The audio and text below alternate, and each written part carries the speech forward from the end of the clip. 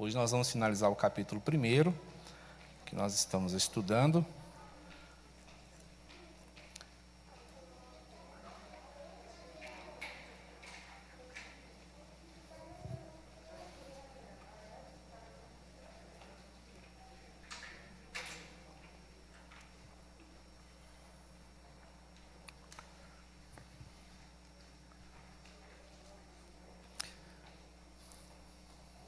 Portanto, abram, irmãos, 1 de Pedro,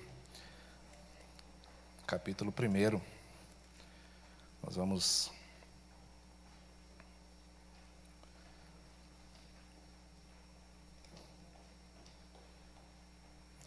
Estamos falando de santidade na vida. Uma vida de santidade, ela diz respeito à ideia de uma consagração ao Senhor. O termo que a palavra de Deus traz para a santidade, na língua original, é hagios. E a ideia de hagios não quer dizer apenas santo, mas diferente. Portanto, a compreensão de santidade de Pedro aqui é a de pessoas que vivem diferentemente do mundo. Não é? E isso, por si só, já traz para nós muita explicação.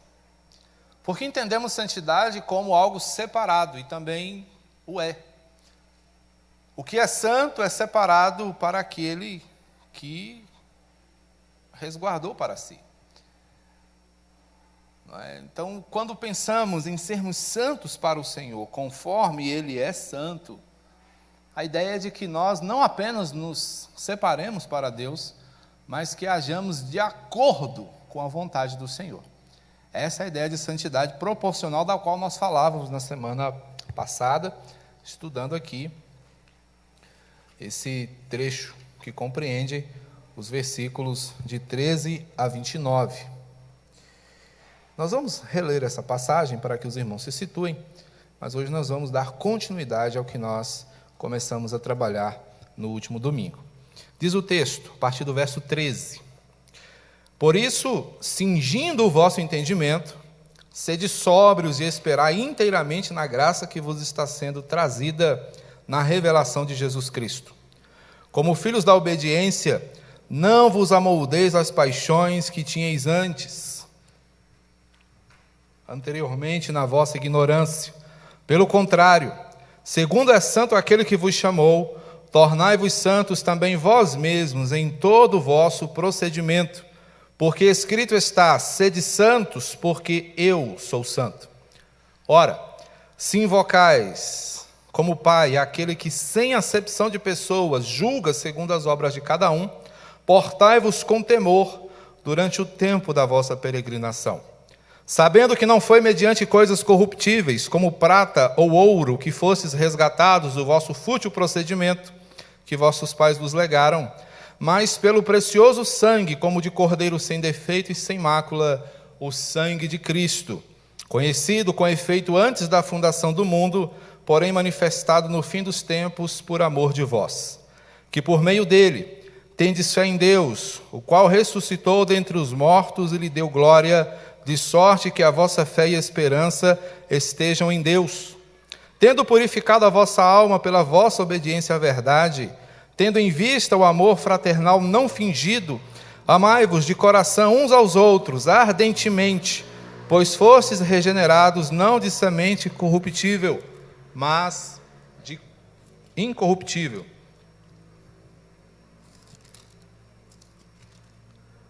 mediante a palavra de Deus, a qual vive e é permanentemente. Pois toda a carne é como a erva, e toda a sua glória como a flor da erva. Seca-se a erva e cai a sua flor. A palavra do Senhor, porém, permanece eternamente. Ora, esta é a palavra que vos foi evangelizada. Temos diante de nós, meus irmãos, o ensino de Pedro acerca de uma vida santa. Depois de nos conscientizar acerca do presente que recebemos, Pedro fala da salvação como um presente recebido da parte do Senhor, um presente honroso, um presente grandioso, de inestimável valor, que nos coloca dentro de uma perspectiva de vida diferenciada. Sendo assim, Pedro agora vai falar sobre como devem viver aqueles que receberam esse presente. E ele começou mostrando para nós que um salvo deve viver em santidade, deve viver de forma diferente, deve viver de forma especial, contrastante. E ele nos mostrou que essa santidade precisa ser preparada, não é? Mentalmente, decididamente, esperançosamente.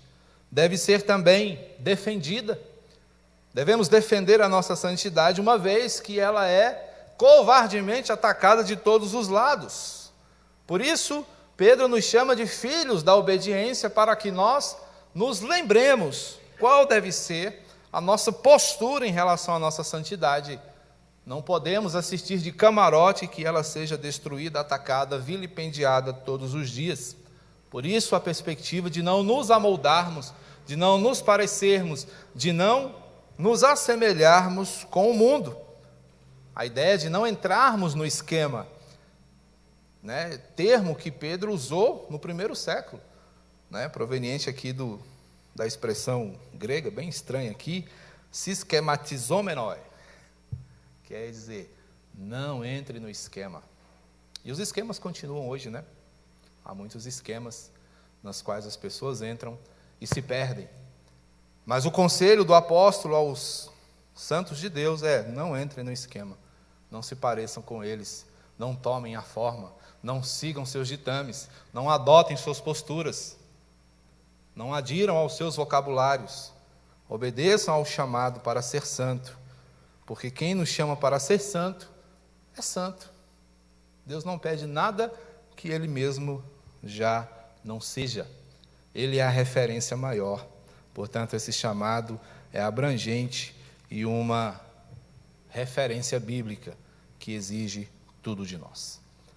Então, viver em santidade é a primeira perspectiva dessa vida salva que nós recebemos, dessa vida nova, dessa vida diferenciada. Mas um salvo, além de viver em santidade, ele também vive de uma outra maneira, que é com reverência. Segundo aspecto de uma vida agradável ao Senhor, de uma vida em conformidade com a salvação que recebemos, é a reverência. E os salvos são aqueles marcados por um viver respeitoso. Os filhos de Deus o reconhecem não apenas como pai, mas o reconhecem também como juiz. E é disso que Pedro está falando, quando aqui no verso 17, quando ele diz sejam santos, depois ele dizer no verso 16, sejam santos porque eu sou santo, no verso 17 ele diz, aqui um mineirinho falando, né? Se invocais como pai aquele que sem acepção de pessoas julga as obras de cada um, portai-vos com temor durante o tempo da vossa peregrinação. Pedro está se referindo ao nosso tempo aqui na terra. Essa é a nossa peregrinação. Somos passageiros, somos estrangeiros, como diria o poeta. Nossa casa não é aqui. Esse não é o nosso país, por mais que nós briguemos, por mais que nós lutemos, por mais que nós nos digamos patriotas. Esta não é a nossa pátria final. Você está de passagem, você é um viajante aqui. E nesta viagem, o que deve constar da sua bagagem, segundo o apóstolo, é temor. E esse temor diz respeito a um viver diferente. Portanto, quando nós olhamos para o nosso Pai como juiz, nós temos diante de nós a sua perspectiva mais marcante, que é a justiça. Muito embora ele seja Pai, ele não tem preferidos. Uwe Homer, comentarista da Bíblia, diz que Deus tem filhos, mas não favoritos.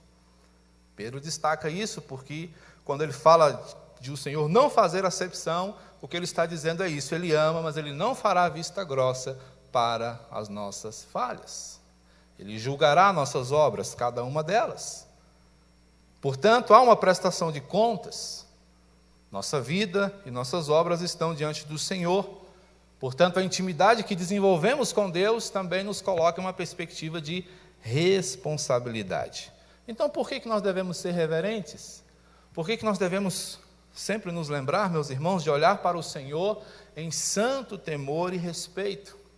Destaco que essa ideia do temor não é aquela perspectiva do medo que muitas vezes nós sentimos por aqueles que possuem grande autoridade. Infelizmente, nós temos medo de homens investidos de autoridade. Não sabemos como falar-lhes, ficamos meio que petrificados, não é? Infelizmente, às vezes até diante daqueles que nos deviam proteger, nós sentimos esse medo. Não é essa a ideia de temor que o Senhor expressa para nós, mas a ideia de olharmos para Ele como alguém superior, como alguém digno de toda honra, de todo respeito, de toda a nossa devoção. E por que não dizer carinho? É olhar para o Senhor com a perspectiva de um pai, mas entender que Ele também é o reto juiz, que é imparcial, que julga com igualdade, que é reto porque é incorruptível. Não podemos comprar a sentença do Senhor, os seus critérios são verazes porque se baseiam na justiça e Ele é digno de receber tudo isso de nossa parte, porque só Ele é Deus. Entendendo que somos peregrinos, estamos ainda fora de casa, não chegamos em casa, estamos rumando para a nossa casa. Então, se estamos a caminho de casa, nós precisamos entender que, como viajantes, nós precisamos considerar essa perspectiva. Somos reverentes, porque o Senhor é aquele que está encarregado do julgamento, é aquele que está observando o nosso proceder. É para Ele que nós fazemos todas as coisas. É nele que nós vivemos uma vida nova.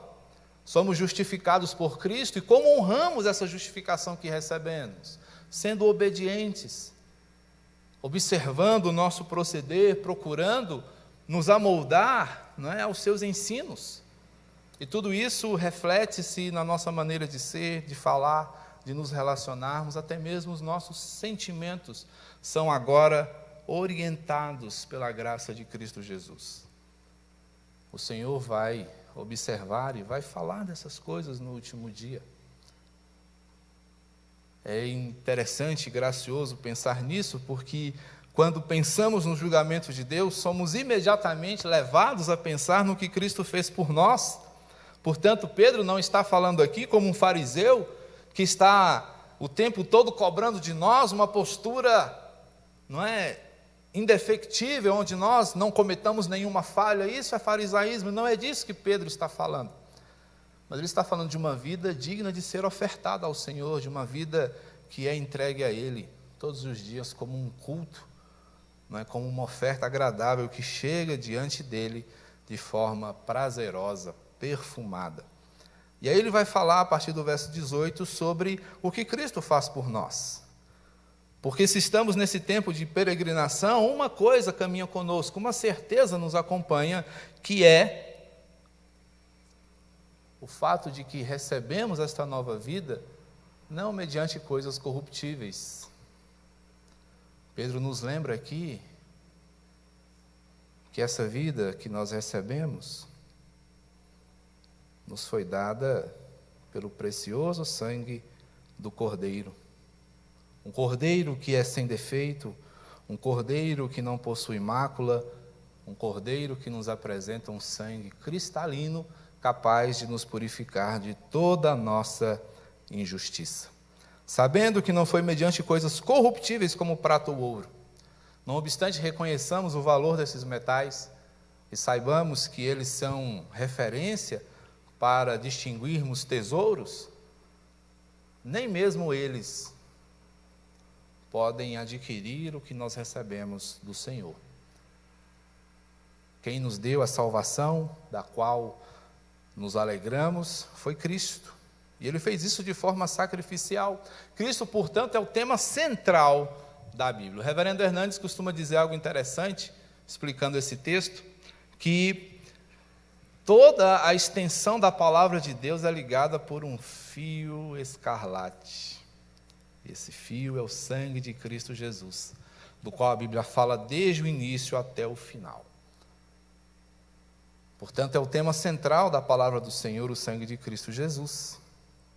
No Antigo Testamento, ele está representado pelos holocaustos, pelo sangue dos animais, entregues em sacrifício, pelo povo nos seus cultos a Deus. No Novo Testamento, nós vemos o sacrifício do próprio Cristo Jesus, mostrando-nos que somente nele nós encontramos reconciliação. Portanto, a redenção é efetivada por Cristo, é o que nos tira da condição de escravos.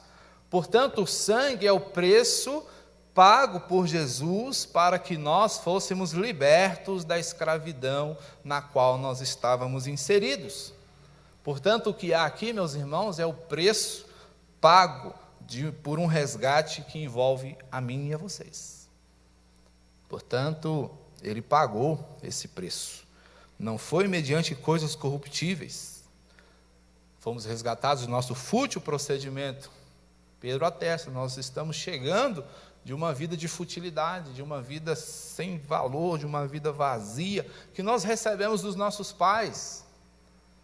Ele está falando da herança pecaminosa que toda a humanidade recebeu, não é? E Cristo, então, nos tira dessa condição. Então, isso, meus irmãos, é imprecificável, não dá para colocar preço nisso. Nem todo ouro do mundo, nem todo diamante, nada que você possa reunir de valor é capaz de pagar pelo que Cristo nos deu. Somente o sangue de Jesus nos garante ingresso no céu. Queria recomendar para você ouvir uma canção de Estênio Márcios, O Sonho. É maravilhosa a maneira como ele compõe essa música. Ele sonha e ele chega no céu. E ele quer entrar. E o anjo pergunta, por que eu devo deixar você entrar? Aí ele diz, não, vê se o meu nome está aí. E o anjo procura e diz, seu nome não está aqui. Ele, não, olhe direito, está escrito em vermelho. E aí ele vê, verdade. Só que lá também estão relatadas algumas passagens da sua vida. E o anjo perguntou, você viveu assim? Ele diz, foi assim que eu vivi. Você ainda quer entrar aqui? Ele diz, eu quero. E o anjo pergunta, como? Aí quando ele vai falar, eu vou entrar, porque alguém pagou o meu ingresso. Ouça a canção, você vai se maravilhar. E ela se parece muito com o sonho de John Wesley, que teve um sonho e chegou na porta do inferno e perguntou, tem metodistas aí dentro? E o porteiro do inferno disse, tem, um monte. E presbiterianos? Está cheio. Mas vem cá, tem católico também? Tem também. Aí ele coçou a cabeça, como diria meu pai, está danado. Aí ele sonhou de novo, dessa vez ele estava na porta do céu. Aí ele falou, vem cá, tem metodista aí? O anjo falou, nenhum. E presbiteriano? Também não. E católico tem? Também não. Aí ele falou, coçou a cabeça de novo, mas vem cá, quem é que está aí dentro? Ele disse, aqui dentro estão todos aqueles que foram lavados e remidos pelo sangue do Cordeiro. Aqui não entram rótulos, aqui não entram placas, aqui entram pessoas que reconheceram a sua dependência de Cristo Jesus. Portanto, ouça essa canção. Ela vai falar de uma forma muito profunda ao seu coração. Então, do que fomos resgatados, meus irmãos? Dessa herança pecaminosa, dessa vida improdutiva, dessa ilusão de vida que muitas vezes nós abraçamos como sendo a mais pura verdade. E vivemos lutando, nos digladiando por causa dessas coisas, vivendo sem razão enquanto achamos que temos razão. Mas a salvação nos livra de tudo isso, porque ela nos tira das malhas de uma vida sem vida, para nos colocar dentro da vida eterna, a vida verdadeira, a vida em Cristo Jesus, que nos foi garantida pelo seu sacrifício lá naquela cruz. Então, o que foi que ele fez por você? Pelo seu precioso sangue, como de cordeiro sem defeito e sem mácula, o sangue de Cristo, verso 19, conhecido, verso 20, com efeito antes da fundação do mundo, porém manifestado no fim dos tempos por amor de vós. Percebam, meus irmãos, que o que eu e você recebemos não foi um remendo, não foi, como diriam por aí, uma ajeitadeira. O sacrifício de Cristo Jesus não foi uma ideia de última hora do Senhor. Eita, o povo se perdeu, o que nós vamos fazer? Não! Muito antes do Senhor criar o mundo, muito antes de você nascer, muito antes de você vir a cometer o seu pecado, o Cordeiro já estava reservado para a sua salvação. Diz o texto que foi antes da fundação do mundo, conhecido com efeito antes da fundação do mundo. Quem foi conhecido com efeito antes da fundação do mundo? O Cordeiro que tira o pecado do mundo. Portanto, meus irmãos, a entrega de Cristo Jesus foi antes de tudo. O valor do seu resgate está pago antes mesmo de você ser sequestrado pelo pecado. Jesus, portanto, é o que põe fim à escravidão, Ele é o que declara a morte da morte. Por quê? Lembra de Hebreus? Jesus é o ofertante e a oferta. Ele é o sacerdote e o sacrifício. A oferta perfeita, o sacerdote perfeito, o sacrifício perfeito, Ele é o perfeito. Portanto, esse plano eterno de salvação foi desenvolvido antes de todas as coisas. Cristo, Ele é redentor antes de ser criador. O capítulo 1 de João vai dizer que Ele é o criador porque tudo que foi feito não foi feito sem Ele. Mas antes de ser o criador, Ele foi o redentor. Antes do mundo ser mundo. Quer ver? Dá um pulinho lá em Apocalipse 13, 8.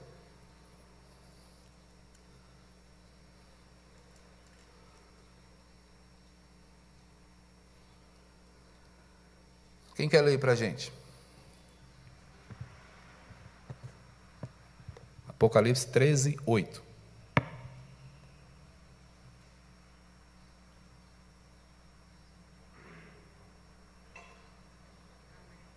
E adorarão todos os que habitam sobre a terra, aqueles cujos nomes não foram escritos no livro da vida do Cordeiro, que foi morto desde a fundação do mundo.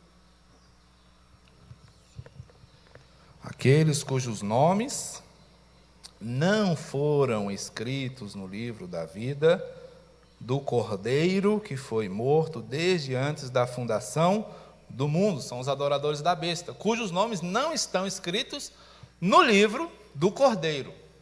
E esse Cordeiro foi morto desde a fundação do mundo. Portanto, o plano já estava traçado muito antes de tudo. E ele se tornou conhecido nos tempos do fim, que são os nossos tempos. Quando se inaugurou os tempos do fim?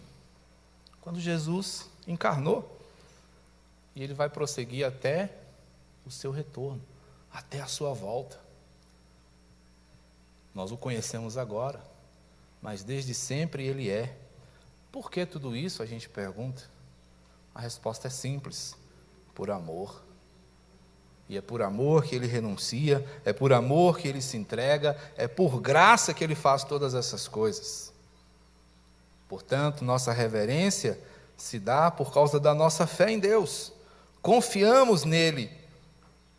Ele é que nos dá a confirmação da nossa caminhada, que por meio dele tendes fé em Cristo, em Deus, o qual o ressuscitou dentre os mortos e lhe deu glória, de sorte que a vossa fé e esperança estejam em Deus. Então a nossa reverência vem por todas essas coisas. É por isso que nós olhamos para o Senhor como nosso Deus, não porque nós temos medo dele, mas porque reconhecemos tudo que o Senhor fez, está fazendo e vai fazer por amor daqueles que o amam. Portanto, meus irmãos, por causa disso, nós podemos confiar. Por causa disso, nós somos confirmados. Por causa disso, nós temos plena esperança. Sendo assim, se vivemos em santidade, sendo assim, se vivemos em reverência, somos também chamados para viver em amor. As coisas vão ganhando contornos práticos. A santidade, ela diz respeito à nossa vida com Deus, a reverência à nossa vida com Deus, mas nós expressamos em nossa vida cotidiana essa reverência e essa santidade quando praticamos o amor. Versos 22 e seguintes diz: tendo purificado a vossa alma pela vossa obediência à verdade, tendo em vista o amor fraternal não fingido, amai-vos de coração uns aos outros ardentemente. Somos chamados para esse amor profundo, não um amor superficial, ou pior, fingido, mas um amor que seja real, verdadeiro e decidido. Observem: pois fostes regenerados, não de semente corruptível, mas de incorruptível, mediante a palavra de Deus, a qual vive e é permanente. Pois toda a carne é como a erva, e toda a sua glória como a flor da erva.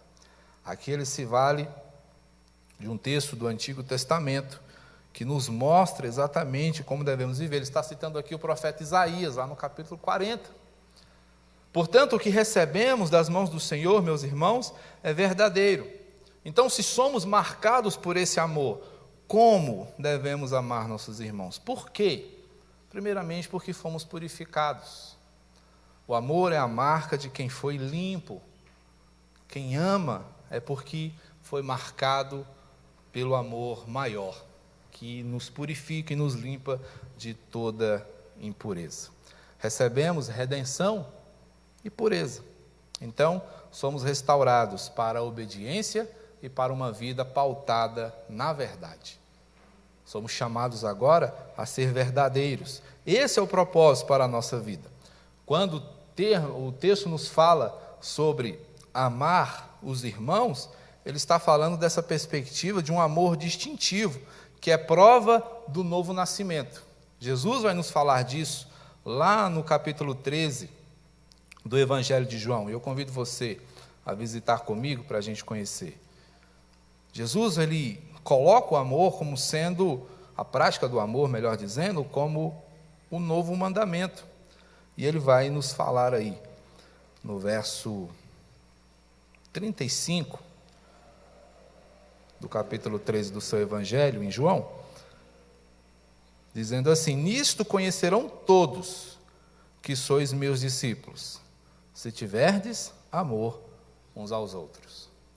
Então, os discípulos de Jesus são marcados por essa prática.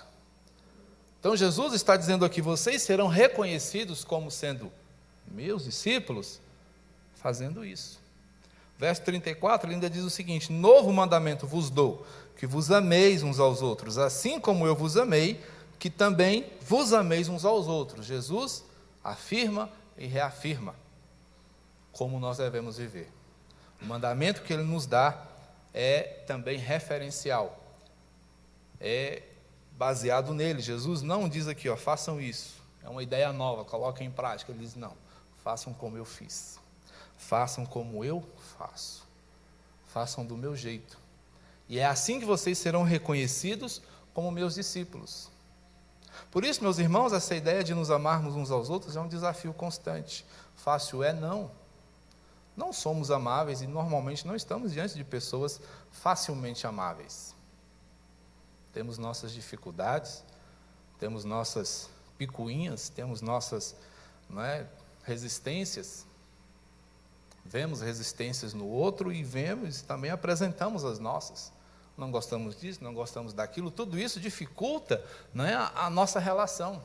Mesmo naquelas que são mais próximas, nós encontramos dificuldades. Não concordamos muitas vezes com nossos pais, com nossos cônjuges, com nossos irmãos de sangue, e a gente muitas vezes usa a figura da mão. Não somos iguais, somos todos diferentes, cada um tem um jeito, um tamanho, um pensamento, uma ideia. Sim, é verdade, mas a despeito de toda essa diversidade, o mandamento é o mesmo: amem-se. E é interessante que Jesus usa o seu exemplo para nos dizer que isso é possível porque a eternidade, a perfeição, se aproxima da imperfeição, da efemeridade, para dizer: eu amo vocês. Aí, diante disso, meus irmãos, que desculpa nós temos? Podemos nos irar, podemos nos inflar, como muitas vezes acontece, falo de mim, mas diante da perspectiva do Senhor, que desculpa eu posso dar, Senhor? Eu não posso amar esse irmão, Não posso amar essa irmã. Olha só como é que ele é. E dá para imaginar Jesus olhando para mim e falar assim: pois aí você, como é que você é? Como é que você vive? Você é perfeito? Não sou. Então é nessas horas, reconhecendo as nossas limitações, que nós podemos recuar, respirar fundo, contar até 10 e seguir um pouco mais, porque somos todos alvos desse amor. E esse amor nos encontrou em estado de imperfeição completa, que nos regenera, que nos conserta, que nos restaura, que nos aprimora, dia após dia, para vivermos conforme a vontade do nosso Senhor. Porque, ao entendermos que fomos regenerados, nós temos aqui a compreensão de que fomos refeitos, reconstruídos, restaurados. Olha só, dá uma olhada no verso 23. Fostes regenerados, não de semente corruptível, mas de incorruptível. O que ele está falando? Da palavra do Senhor. Aqui há uma ponte com a parábola do semeador. O que acontece com aquela semente quando cai em boa terra e frutifica? Já respondi, né? Dá fruto. Atinge o seu potencial. Então essa é a semente incorruptível que é lançada no terreno árido do nosso coração. E é uma semente tão boa que ela já traz em si o adubo, ela já traz em si o fertilizante. Ela torna boa a terra. Ela torna boa a terra que a acolhe. Portanto, nós somos refeitos para uma semelhança com o Pai. E os filhos devem imitar seus pais. Então, a perspectiva de Pedro é que nós façamos como Deus fez.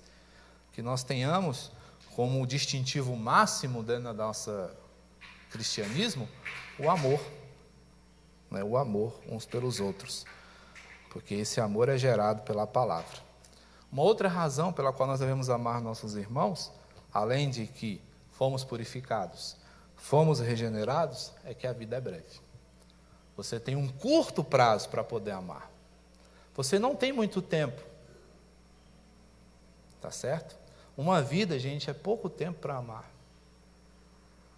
Então não desperdice esse pouco tempo enchendo o seu coração de mágoa. Esse é o conselho da palavra de Deus, não é meu. Pois toda a carne é como a erva. O que a erva tem? Vida curta. A erva não aguenta sol, ela não suporta intempéries, ela não aguenta geada, né? Toda a sua glória é como a flor da erva. Seca-se a erva e cai a sua flor. Outra coisa, né, delicadíssima é a flor. Nós temos lá em casa 2 pezinhos de flor do deserto. A flor do deserto, ela é tão interessante. Ela gosta de terreno arenoso, não gosta de muita água, gosta de ficar no sol e demora muito para dar uma flor. De sorte que quando o seu botãozinho começa a nascer, uma alegria grande surge no nosso coração, porque você vai contemplar dentro de alguns dias a flor da flor do deserto, né? E aí, eu tenho um pezinho, o Keis tem outro. Nós ganhamos de presente numa viagem que fizemos à Bahia. Ela tem um primo que cultiva essas plantas. Ele falou: vou dar uma muda para cada um de vocês. E aí, beleza. E aconteceu que as 2 ao mesmo tempo deram uma flor. Aí eu cheguei um dia, parei o carro do lado, fui lavar o carro e mexendo no carro, abri a porta. Onde a porta bateu? Na flor do deserto. Quando eu olhei, estava a florzinha no chão.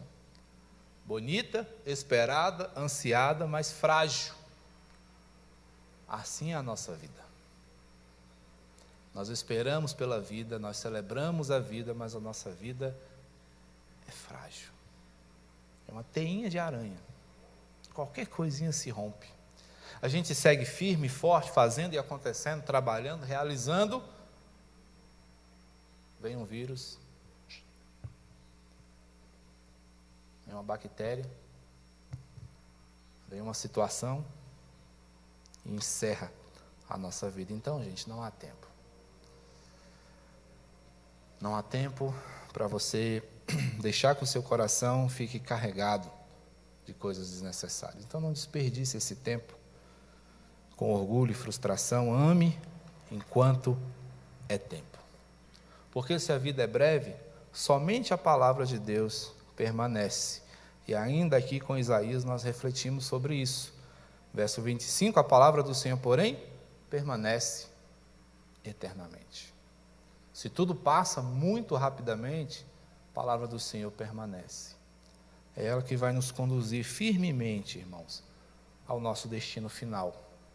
Se somos peregrinos e estamos caminhando de volta para a casa do nosso Pai, o que é que vai nos conduzir seguramente nessa peregrinação pelos vales, pelos montes, pelas florestas, pelos perigos, pelos ataques e pelas dificuldades? A palavra de Deus.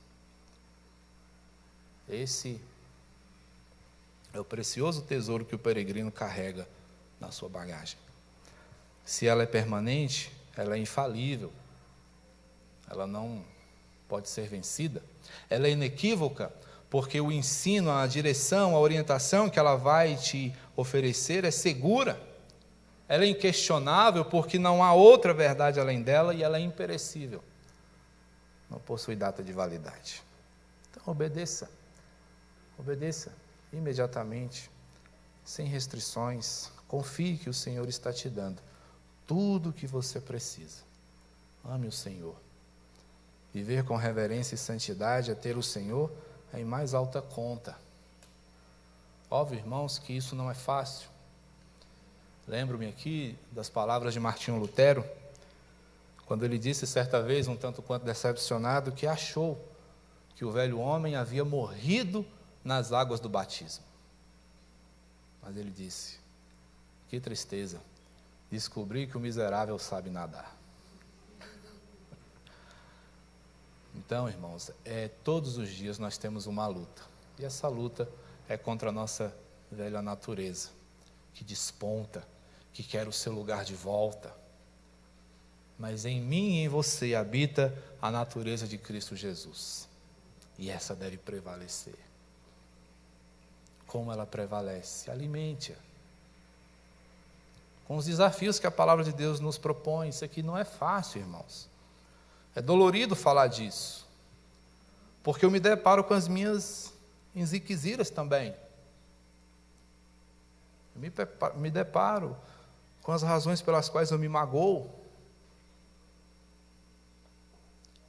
Mas é por isso que é a palavra do Senhor e não a palavra do Juscelino.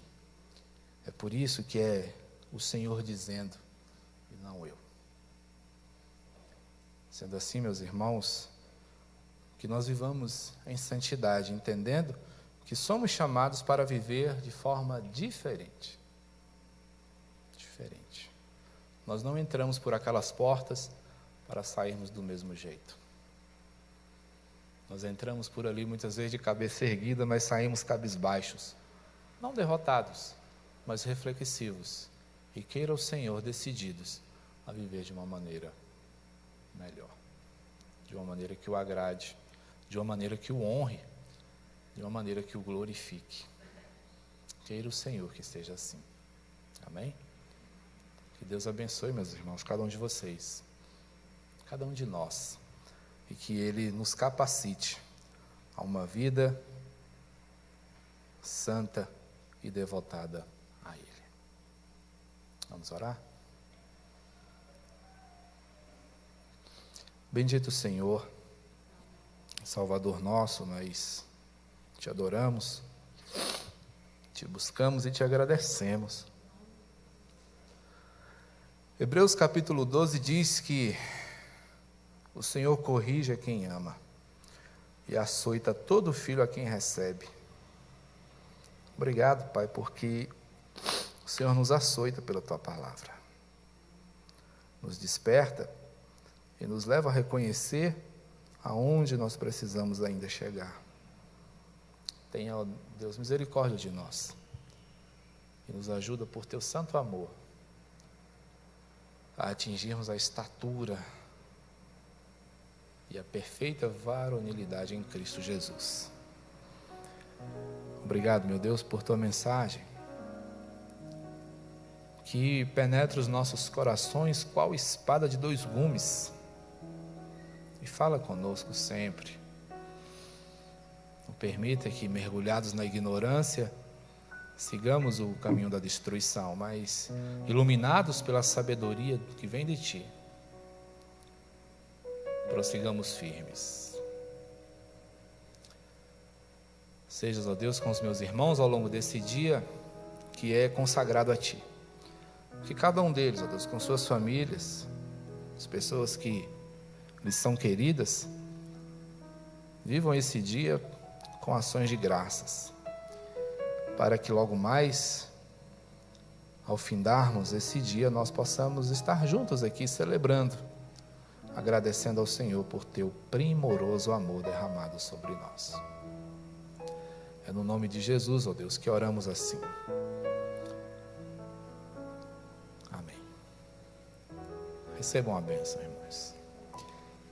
E a graça de nosso Senhor e Salvador Jesus Cristo, o amor de Deus, o nosso Pai, e o consolo, a orientação e o poder do Espírito Santo sejam com todo o povo do Senhor, peregrino por essa terra de dores, mas vitoriosos pelo sangue de Cristo Jesus, reservados para aquele dia em que hão de, por toda a eternidade, glorificar ao lado do Cordeiro, o Santo, o Poderoso, por todo sempre.